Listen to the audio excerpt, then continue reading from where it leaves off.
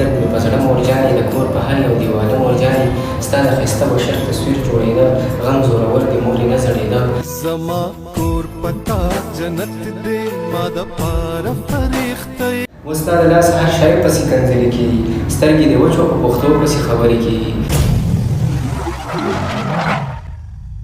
سلامونه نیکې د احترامات ملګرو علي خان یم امید لرم چې ټول به ښه یو د ژوند په موضوع کې وي د صحت پجامه وهئ نن را سره په خوا کې فضلجان صاحب ناست دی تاسو ټول به یې ښه پېژنئ د هېڅ تعریف محتاج نه دی فضلجان صاحب اول خو ډېره زیاته شکریا ده کوم چې موږ نن ټایم راکړو ستاسو هم ډېره زیاته مننه چې په دومره مسؤل ټایم کې موږ له ټایم راکړو او بره دې ته راغلې ډېره زیاته مننه ډېره مننه فضلجان بھائی یاره ته چې کتونکو ته اوس یو څو شعرونه ډالۍ کوي شعرونه به ورته ووایم نظمونه به ورته ووایم په دغه هیله باندې چې تر پایه راسره واوري دغه نظم غوښتنه دې وکړه د نظم باندې نن تاسو فیصله وکړئ ډېرو مودو نه یو سړي پسې خبرې کېږي دلته وارث د پاک نبي پسې خبرې کېږي دلته صفت د میلمنې او میخانې شروع دی په یو محفل کې خدای فخر په نشې شروع دی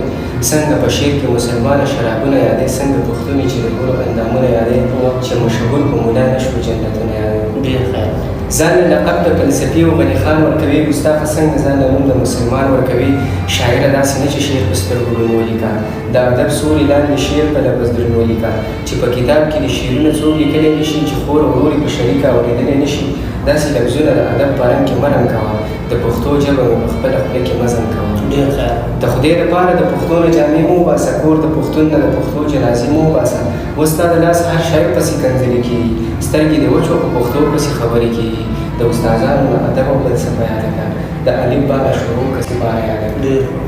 داسې شعر ولیکه چې خلک پکې ځان لټوي د ژوند لپاره طریقې د خپل جانان لټوي مخلوق د ستوري چې لفظونه د اسمان لټوي په موږ چې کېږي د ګولو باران دې نه یادېږي دغه یتیم او د غریب انسان دې نه یادېږي عشق رسول شه په شعرونو کې روضه یاده کړه چې هیر دې نه شي ورانه شوې مدرسه یاده کړه سم مسلمان شه او اصیل اخلاق توبه وباسه زړه نه د وروره د شهرت دغه نشه وباسه زه د یاد نه پوهېږم تاسو فیصله وکړئ دغه شعرونه په خپل کور کې اورېدل ډېر خیر ما اوس معیار ته د شعر ډالۍ وایي د غریبۍ له لاسه ما ویل دا مې نه دي خوښې زما ملګرو به چې یو شان ته نظم دی د مور اختر قیامت قیامت د اختر شپه و مورې خوب و چېرته شو ګیره و مورې ستا نه بغیر څومره نیمګړی ومه پروت بې بالغ ستړی ستړی ومه تلې راغلی د غره سره پورې ژړا مې وکړه تر سهاره